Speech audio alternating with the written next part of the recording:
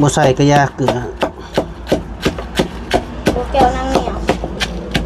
ตำข้าวเบื่อสะกอนพ่อแม่พี่น้องเอ้ยน้ำยานางเทลงพี่น้องเอ้ยเนาะตัวกระป๋องไงโบแก้วเนาะคางตึ๊บเอ้ยรับรองอร่อยนะงานนี้ตามเซฟเลย10จับจานเอาเห็ดกระตุนลง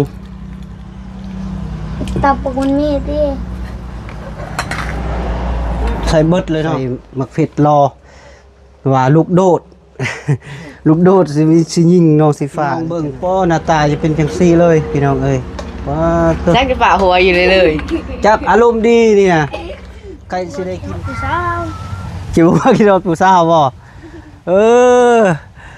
น้องมุทาวีอกหักพี่น้องเอ้ยผู้ตักน้ำไม่ลายแซ่บพี่น้องเอ้ยมาเด้อพ่อแม่พี่น้องมาทุกคนกินข้าวเที่ยงกับน้องๆแกงหน่อไม้บ่น้องกับบ่ว่างกับบ่เห็นแต่ดนเนาะจุ่มหาเนาะ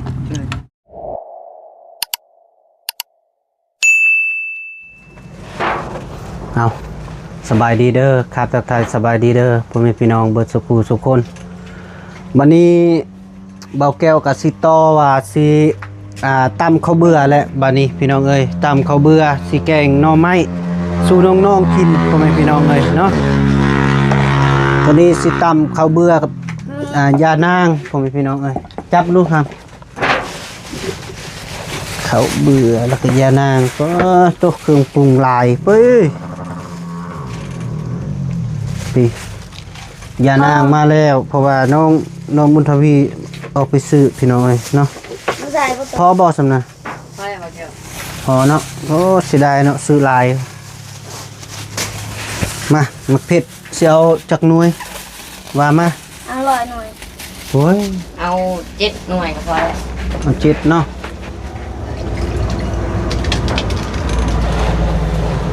ปิดขวัญก่อนปิดนี่เด้อควันเผ็ดเฮ้ยเอาน้อยแท้จงให้สุดเลยปิดขวัญมันก่อนปิดบ่น้องบุญมีว้าย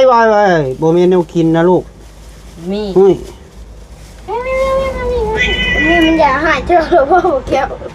ให้ตลอดเอามาอีกมาสิตาเอามาแล้วนะมันเกลือใส่ที่บ่กับฮะเอาเกลือใส่มันจังกระเด็นเอาเกลือบ่บ่ใส่ก็ยากเกลือโบแก้วนั่งเหนียวตำข้าวเบื่อสะกอนพ่อแม่พี่น้องเอ้ยพอบ่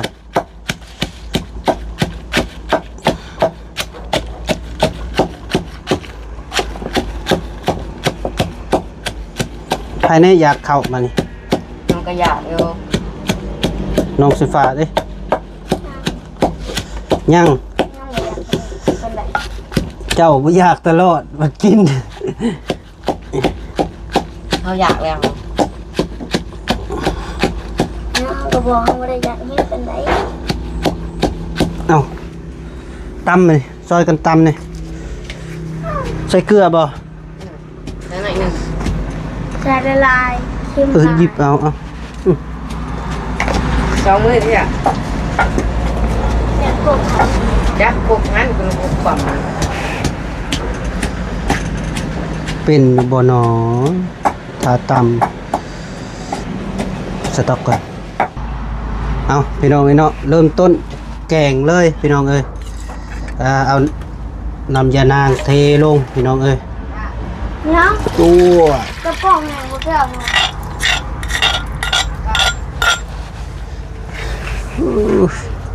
จับกล้องให้โบแก้วอยู่เติมน้ำอีกบ่หรือว่าพ่อน้ำสำนีฮันเติมบ่เติมบ่เติมกระตื้อ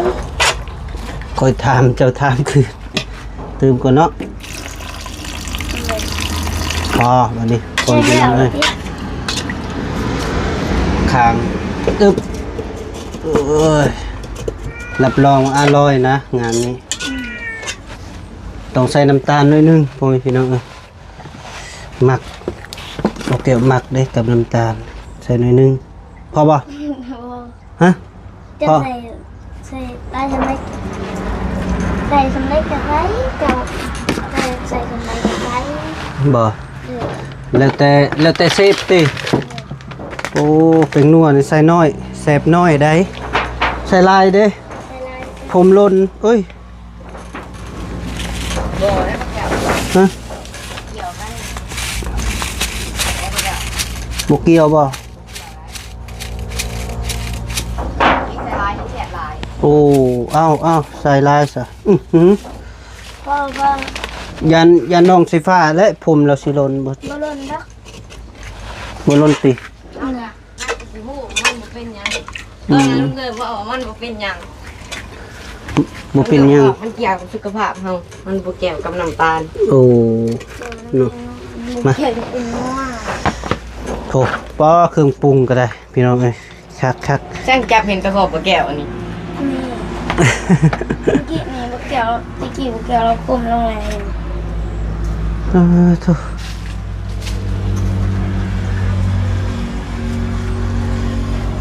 เอาซีนหมูลงเลยเนาะลงเลย กระดูกหมูพี่น้องเอ้ยบ่แม่นซีนกระดูก ตามเซฟเลย สิบจับจานเอาเห็ดกระตุนลง ตับปกุนมีที่ ใส่เบิดเลยเนาะ เลยจังหอมเฮ็ดเค็มนำบ่ เห็ดเค็มก็เอาลงเลยบ่ เด้อ โตควร มันสิ ตั บ่ ว มีเค็มในบ่ หึ มันสิบ่มีเค็มบ่ เค็มยัง อ้าวเฮ็ดเค็มเลยมันสิบ่มีเค็มบ่ ป้าเห็ดกระตุนกับบักลายพี่น้องเอ้ย มีกระยามันเนาะบ่แก้ว เลยลงเลย น้ำยังบ่เดือดก็เอาลง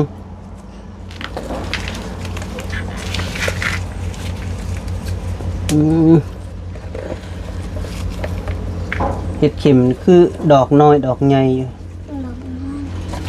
เอ้ามันต้มจี๊ดมันสิเดินมา สื่อมันยังเค็มเลย เอาตรวจจัดมานี่พี่น้องเอ้ยโอ้โธ่คักเลยน้องสีฟ้ากินเบิดเด้อ บ่หมด กินเบิดปรับไม้ น้ำบ่หมดน้ำคือเก่าบ่แก้วเว้ย ปรับไม้เด้อกินเด้อ ปรับเท่าใด เส้นหนึง เส้นหนึ่งโอ้โอ้ เกือบ โอ้ กว้าง โอ้โอ้ เกือบบ่ได้กิน เดี๋ยวเอาเฮ็ดความตอนนี้ได้บ่แก้วเว้ยน้ำน้อยโพดบ่ ติดสำเร็จ คือน้ำน้อยนี่ครับ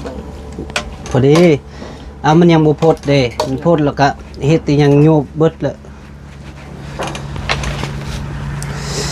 ก็กำลังมาสิปรับเลยเห็นแต่คอหรือเปล่าหัวผัดบ่เห็นจักจับแนวใด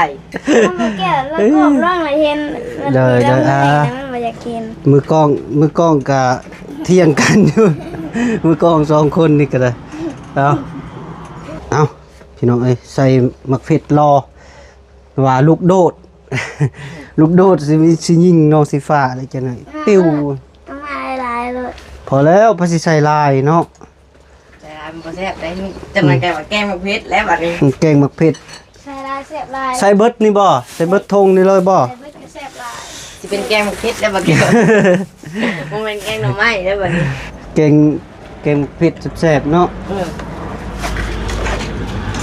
โอ้ย ยังเป็นกำมือเฮาได้นั่นได้ รับรองว่าอร่อยเลยผมพี่น้องเอ้ย นี่เขาก็เลยมันเป็น ม่อนอีกม่อนคือน้องบุญมีม่อน เห็ดมันใช่มันคือบนหยกลงวะ มันยังบ่เดือด ข้าวยาฮ้อนแล้วบ่ หอนช่อง8องศานะ ฮ้อนคือเก่าสต็อปอ่ะเดือดคักเลยพี่น้องเอ้ยบัดนี้มาให้พี่น้องเบิ่งป้อหน้าตาจะเป็นจังซี่เลย พี่น้องเอ้ยว้าเถอะ จักจะฝ่าหัวอยู่เลย จักอารมณ์ดีนี่นะใครสิได้กินข้าวแหละ ตัวเดียวกับคิวเปรี้ยว เห็นว่าแมวตัวเองหายหมูก็ หัวเลย หัวเรื่อย หมดเลยหายเจ้าประโยชน์จะมั่นเลย ๆโอ้มันพูดผิดจักอย มันเป็นงูเห่าเลย ปุ๊บมันเฮ็ดวานนี้เพิ่งซิมก่อนพี่น้องเอ้ย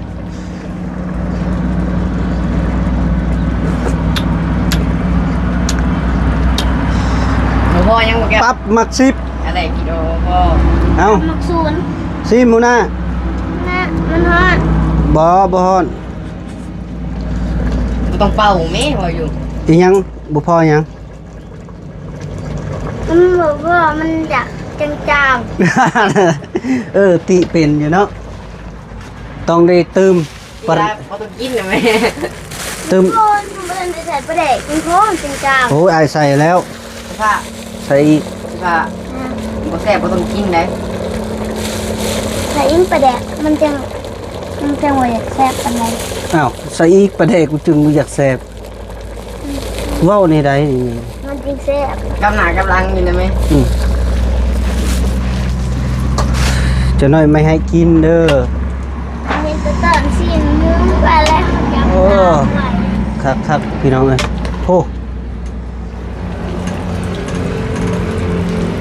เซฟน้องสีฟ้า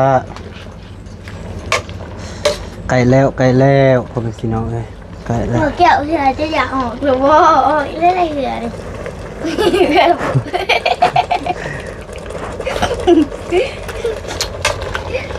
เว้ยเติมเป็นนัวอีกพอ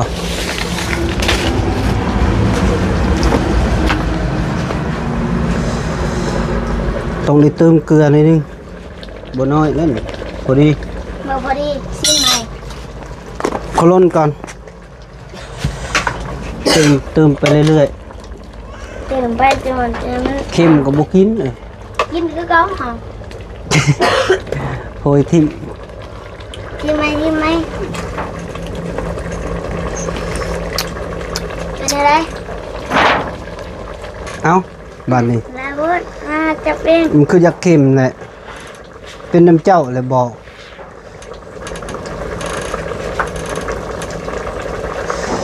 เพื่อพอดีวะ แล้ว แซ่บตี เลย น่านบ่มีทางติเลยเพิ่นว่านี่ เอ้ามันกินมันอะไรอ่ะ มันบ่มันแซ่บแล้วเนาะใส่น้ำตาลหน่อยนึง แม่นมัน หน่อยนึงได้บ่ใส่หลายได้ชิมก่อนเอาผักสะแยงลงแล้วเด้อพี่น้องเด้อบัดนี้สุกเรียบร้อยมาเด้อพ่อแม่พี่น้องมาสุกูสุกคน นั่นจะหน่อยเพิ่นมาบึดจะหน่อยเพิ่นมาบึดบ้านเลย หมดบ้านแห่งดีมาซีมซีมือเลย เพิ่นมาจะหน่อยเจ้าได้ไปหาเงินใหม่ไรเพิ่นมาเลย ดีแล้วคันเพิ่นมายันได้เพิ่นบ่มาแล้ว มาไปหาสกันนอนหน่อย ไปหาช่วยกันเลยให้คักล่ะไปนำกันพึกๆพักๆหอมคักบัดนี้ผักกะแยงหอมเตะดังแล้วพี่น้องเอ้ยคนน่ะ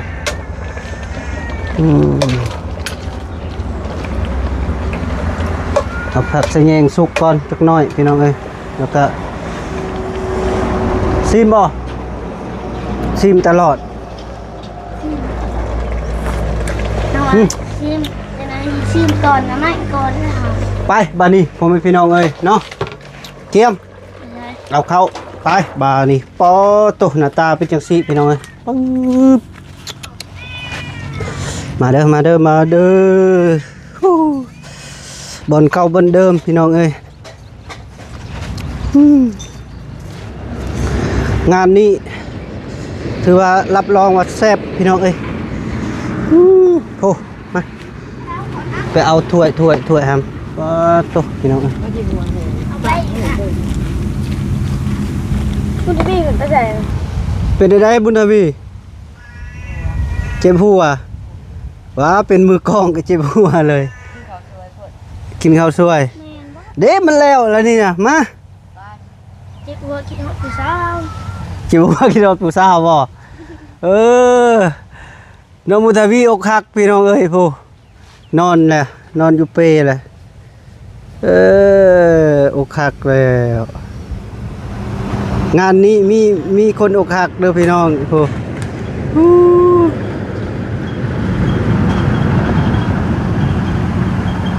มาห้ามมาพอดีเลยนี่โอ้ เดี๋ยวมันต้องออกอันนี้นะ บอกกระยาวมาเลยล่างดีๆฮะ เอามาคิดถูกเลยเฮาเขาทำเบิ้ง ปอโตเข่ากระคักบาดิพี่น้องเอ้ย ก็เห็นมันเลยมันเลยกระเด้ง จัดตามคำขอมื้อนี้พี่น้องเอ้ยเพราะว่าน้องบุญทวีเพิ่นว่าจมอยากกินแกงหน่อไม้ มืออื่นตำมะฮุ้ง มาคุ้งบ่ มะฮุ้งมืออื่น มื้ออื่นยันอายบ่ได้มาติอายคาดำนาก ระดำหน้า หน่อยเอาขึ้นไป ที่จะมาเพราะแล้วมันตำมะฮุ้ง แม่น แกงน้ำไหม้ก็ได้กินเลยอีหยังก็ได้กินเลย เนี่ย แกงเฮ็ดเป็นเจ้าแกงให้กิน แกงน้ำไหม้เป็นเจ้าแกงให้กิน เลยเอาตักปอโตคักเว้ยพี่น้องเอ้ย หอมบ่ หอมเนาะโอ้ตักน้ำลาย จะทำหน่อย อืม ว่าบอกเป็นอาหารเดียว พอบัดนี้หาน้ำมันสิหยาดนะ พอเอาไปหมอเอาออก โอเค กระตุก น้องบุญทวียับมาพี่ เราลุ่งไปยัง น้ำมันลดลงบ้าง มดใช้ตีนหัวบ่ ตีหัวเราเกิดไม่ตีหันไปเองผิด ยางหัวติมาน้องบุญทวียับมาพี่ กระตุกเป็นค่ะคือบอกมาเอามาไปมันเล็กกระตุกมันตักจะงาม ไปพี่น้องเอ้ยเอา ประเทศก่อนหมูได้โปรแกรมมาเป็นทีม เอิ้นปลาลุงกินข้าวสักก้อน อันนี้กินข้าวเด้อ เด้อไปพี่น้องเอ้ย เขาซีมก่อนหมูอีกแล้ว มาพี่น้องเอ้ยปะโทจวดจาดจน ซีมือว่าแก้วคือเก่า โอ้โทอ๋อ แทบติได้เนาะบ่แก้ว ลงมือ ทันติบ่ให้กิน ติบอยกินบานนี่อุ้ยน้องแมว อายุติ จ้างหน่อยหนึ่ง จางบ่คือว่าเค็มอยู่ จ้าง โอ้ เพราะว่ามีไปกินอยู่ อ่านว่าเค็มเลย จ้างแล้ว จางบ่ ซีมเบิ้ง พอดีแล้วมากินผู้ใดมากินเค็มแล้วไปอยู่นาเตยเด้อ อยู่นาเตยผลิตตลอดอ่ะ เรียบบ่ เกลือแซ่บพี่น้องเอ้ยมาเด้อพ่อแม่พี่น้องมาทุกคนกินข้าวเที่ยงกับน้องๆแกงหน่อไม้ บ่น้องกับบ่ว่างกับบ่เห็นแต่ดนเนาะ จุ่มหาเนาะแซ่บๆพี่น้องเอ้ยเอาป้อข้าวเหนียวก็ได้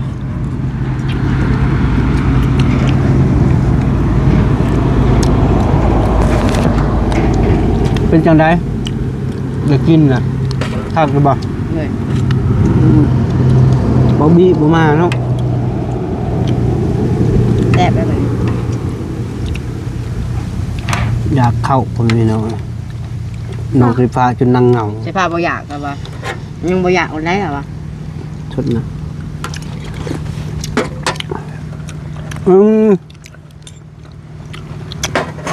แบบว่าทีวีเป็นตักตอนชิมคือตอนใหญ่เพราะว่า ตักขึ้นเนาะกระดูกมันก็ใหญ่เนาะ เอามาชิ้นได้ไหม โตพี่น้องเอ้ยแซ่บ แม่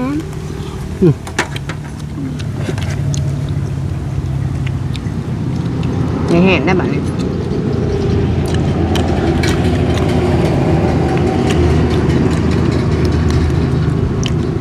กิน ใช่ผ้าแล้วเห็นก่อนเอา นะ โอ้พี่น้องเอ้ยโตปุ้งคือหยาดบ่ มันหัวเลย มันหัวบ่ ไปแกงเห็ดเอาเหมือนนั่นเลย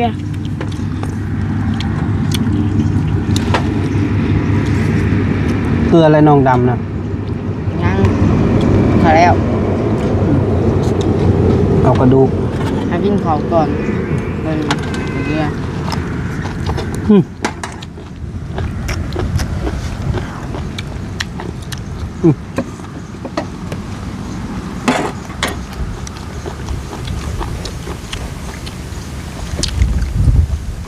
เพื่อนน่ะเปื่อนปะ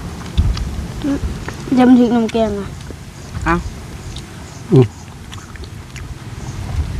กิน เพื่อนเอาวะ กินหลายๆเด้อ ดูแบบเขาได้ยินแต่แมวบอกว่าให้มากินข้าวก่อนเป็นยังวะ แม่เขาบอกว่าให้มากินข้าวก่อนจะเป็นยังไงเราบอกตอนนั้น เป็นยัง เราคิดก่อน นะตอนนี้ บอกว่า มันสิฉลาดกว่าใช่พระหน่อยหนึง บอกว่าตอนนี้เนาะตอนกินข้าว เขาเรียกว่าเรื่องนั้น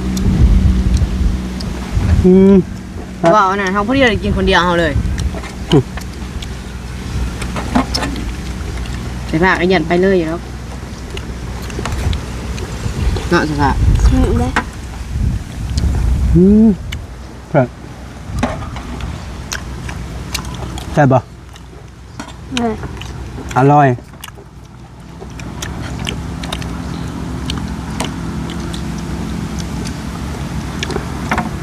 สองมื้อแล้วมานั่งกินอยู่หิซ้ำแล้วเนาะ เลย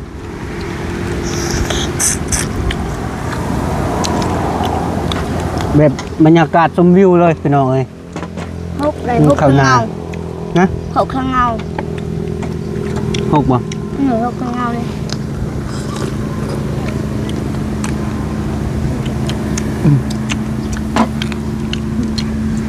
FC หมอแก้วเจ้าแม่จะอย่าลืมอย่างหนึ่งเลย ฮะ เจ้าแม่จะอย่าลืมอย่างหนึ่งเลย อย่างยัง ไปลืมหอยตีน อืมก็จะขุดเอาเมื่อนะกินโตกินเบิดเด้อ กินมาว่าแต่จะสิปรับใหม่บ่ ปรับแชนหนึ่ง แสนหนึ่ง เขาต้องกินมันมืดเอา กินบะ ไร ไรต้องเอากินอิ่มนะเอาก็ยาแล้ว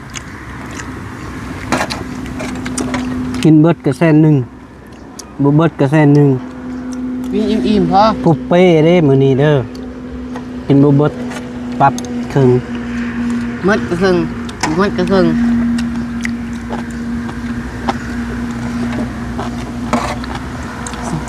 มันเป็นยังไงห้าวกันต้นไม้หมออ่ะมืดก็หวยห้าวก็ตักต้นไม้หมอมาใช้เต็มคือเก่า อืม แล้วต้นหมอมืดห้าวก็ต้นไม้สวยไปถอด ผักใส่แยงพี่น้องเอ้ย ตักหมอกตักเข่ากันยังคือเก่าก็บริเสียเงิน เอาสิแพงเจ้านี่ เอามานี่เจ้ายังไงบ่ เดี๋ยวให้กัน มีผักกลับเนาะ กันทีตัวพักแวนนะว่าบอกกัน แมนผักแวนไปแล้วโตน้องเอ้ยแซ่บ เขาหาเฮ็ดเนี่ย ไม่ใช่ครับ บุ๋มเอาห้างหมดแล้ว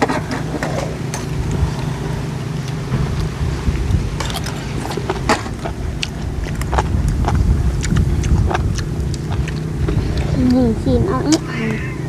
จะลูกโดดก็บ่เห็น เฮากินเบิดล่ะ เบิดล่ะ เลย ห้ามดูลูกโดดนะเอาจากก่อนนะ เดี๋ยวลูกตัวนี้กันเอาเลยบอกกัน พอแล้วมา เอาสมืด2 อันได้ครับ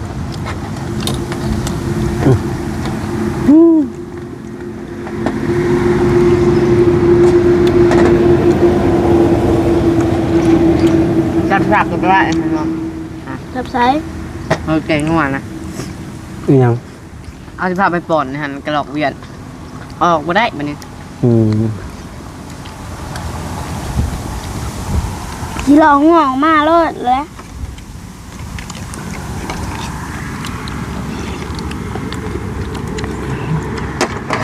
เอามาแกงมาแพงจังหน่อย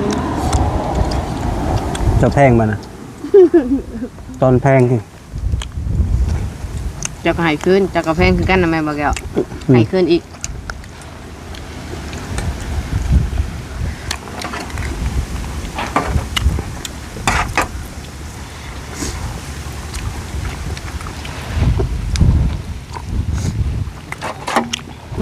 โต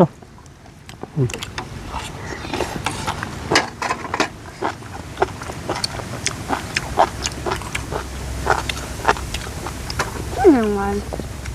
ไม่อย่างพริกเอาไหม โอ้ยำกับ เผ็ดเผ็ดเลยยังเอาเป็นไร อืมติดกระตุ้น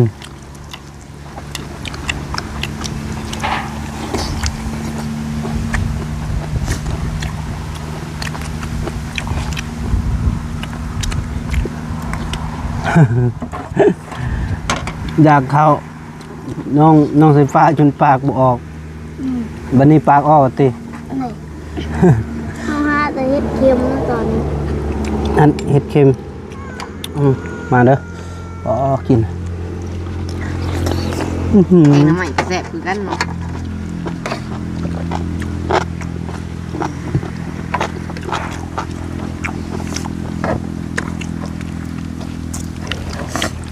แกงแต่หน้ำใหม่กับบ่แซ่บ บ่แก้วแกงน้ำใหม่จะก็แกงแซ่บตำแกงเฮ็ดจะก็แกงแซ่บเลยยังก็ตำมะฮุ้งบัดนี้ ตำมะฮุ่งบ่ตำมะฮุ่งก็ได้อุ๊ย จับตำมักทั่วจับตำมักทั่ว ตำมะทั่วตัวนั้นได้กินนะ ฮะ เบานุ่งมา เลือดซีมือว่าน้องซีมันได้แล้วมันจะซีมือเจ้าเนี่ยมันได้กินตำมักทั่วมักทั่วนะ มา เผ็ดบึงนี่ หิวนี่ เอากระดูกให้กินบ่กินได้น่ะ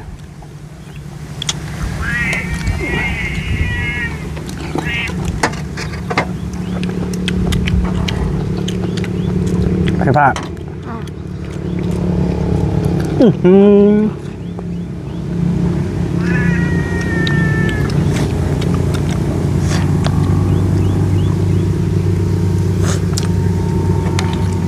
มืดเลย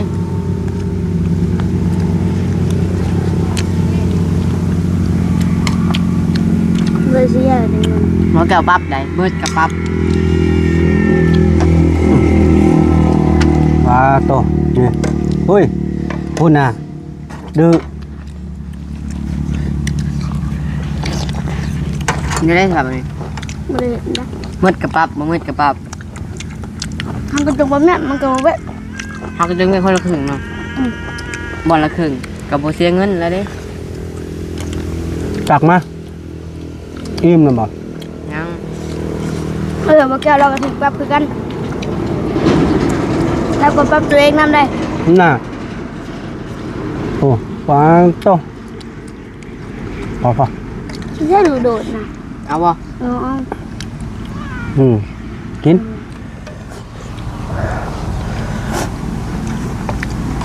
ยังลายบ่ฮำ ลายเอา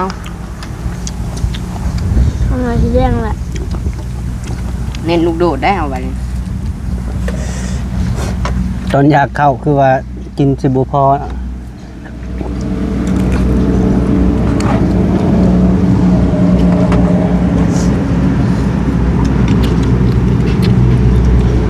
เดี๋ยวบ่แก้วถ้าทำซื้อใจหน้านะกินน้ำใหม่กุ้งครับเอ้ยมันน้ำใหม่กุ้งน้ำใหม่ลายเบาผิดเลย บ่มากกะยะขอย่าน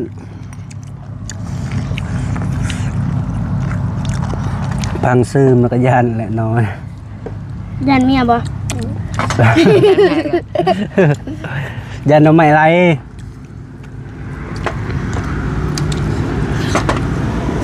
เข้าติดมือยังสิใหญ่อยู่ข่อยอะกินอยู่บ่เขาเนี่ย กิน คันว่ากระดูกหมูกับเบิ่งนี้เด้อพี่น้อง โอ้ใส่แห่นเนี่ยแห่นกระดูก กินหำกินไงไว กินมันอิ่ม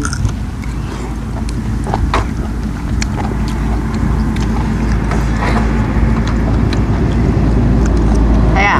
ทานๆผมกิน ห้ามเอฟซีให้ถามเจ้าว่าผู้สาวเอาผัวปะเป็นจังได๋ความรู้สึกเจ้า ไม่ได้เป็นการ เรื่องเป็นยังบ่ตอบเพิ่นนะ ความรู้สึกบอก กะยินดีน้ำกะดีใจน้ำนะ อ๋อดีนำก็เรียกว่ารู้สึกบ่แม่นมื้อนั้นเฮ็ดอันเจ็บท้องบ่ไปสักยา บ่ แม่นอกหักบ่น่ะ บ่บริองหักเก็บท้องอันนี้ เนาะ FC ให้ถามซื่อๆนี่กะผมพี่น้องเอ้ยเนาะ เลย เพิ่นให้ถามเป็นจังไดว่าผู้สาวเอาผัวรู้สึกเป็นจังไดวะ เป็นหยังดีใจน้ บ่ ำเลย โอเคงั้นว่าอกหักน้ำหลังโอ้มีการไล่จับคนได้เนาะน้องไฟฟ้ากับอกหัก โดย อกหักอยากเข้าจนปากบ่ออก บอกมาก็มันตีนเลยหนังลายอะ ฮะมึนตีน เลย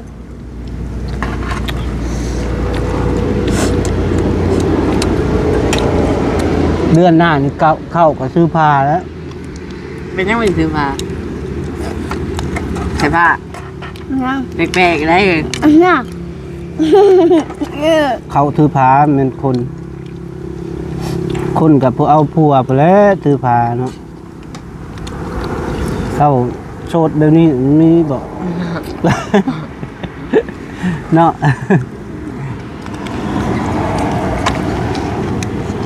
เจ้าเด้บอกแกเอาชิมอนยานเจ้าอ่ะ เจ้าสิเมืองค่อย เลยอะไรเป็นลานเลย ในร้าน เลย ก็ไป ยังไง ฮะ ใช่จะเก็ เป็นลูกบอกแก้ว เพิ่นอยากเห็นร้านเด้เห็นลูกเบา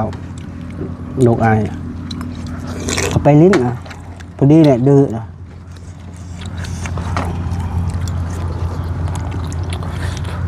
บ้านจะไปทางใดทางในจานบ่ แม่ใส่ผ้าไปเลย เขาบอกไปก็คือเพื่อนเราเขาบอกมั่วไปเลยได้ ใส่ผ้าไปเบิ่งผู้สาวได้ตอนนั้น เอาไปตัวไอ้วันนี้เราไปแจงเห็ดปวก เพราะว่ามั่วไปก็คือสิ ยามนั้นก็เฮ็ดปวกออกใส่เนาะตอนเฮาไปถ่ายคลิปอะ แกให้ปวดเพื่อนจะบอก บ่อยู่นาน้องฟ้าน้องนา ยังเขาเรียกมันก็ไม่ได้ เอาไอ้เกิด จ้าเที่ยวที่เท่าไหร่ เอาแอบ แปลกไอ้เพิ่น บอกเบิ่งหนักหัวเลยเก่ง เพียงเพียงแกหัวบัดนี้บ่แซ่บบ่ ไปแทบแล้วในเทศลินแล้วบัดนี้ ว่า อิ่มเลยเนี่ย จะพาแซ่บบ่แซ่บ แซ่บซักมาไหม ตักมาใหม่ บ่แซ่บบ่รักบ่แซ่บแล้วยกเลิก ออกก่อน บ่แซ่บนะครับบ่ยกเลิกแล้ว เอาพี่น้องเนาะเวลาก็อยากลายแล้วเนาะนาทียังกะพอดีบอกแก้วแกงเฮ็ดสู่น้องๆกินมื้อนี้ก็เบิดอีกแล้วพี่น้องเอ้ย บ่แม่นแกงเฮ็ด แกงหน่อไม้พี่น้องเอ้ยก็แซ่บคือเก่าเพิ่นว่าเด้ แซ่บกว่าเก่า แต่ว่าผักส่วนกระดูกทางนี้ลายเด้อพี่น้องทางเสื้อแดงนี่บ่าวเสื้อแดงนี่บ่าวกรุงเทพ บอกกรุงเทพ บ่าวกรุงเทพมหานครถือว่าใส่แฮนกระดูกนี่พี่น้องเอ้ยเนาะเอาสำหรับคลิปนี้กับปิดคลิปสะก่อนพี่น้องเอ้ยเนาะสิได้จบคลิปปิดคลิปเนาะอยู่ดีมีแฮงเด้อพี่น้องอย่าเจ็บอย่าจนอย่าขาดอย่าสนโซงมานำรวยโดยบ๊ายบาย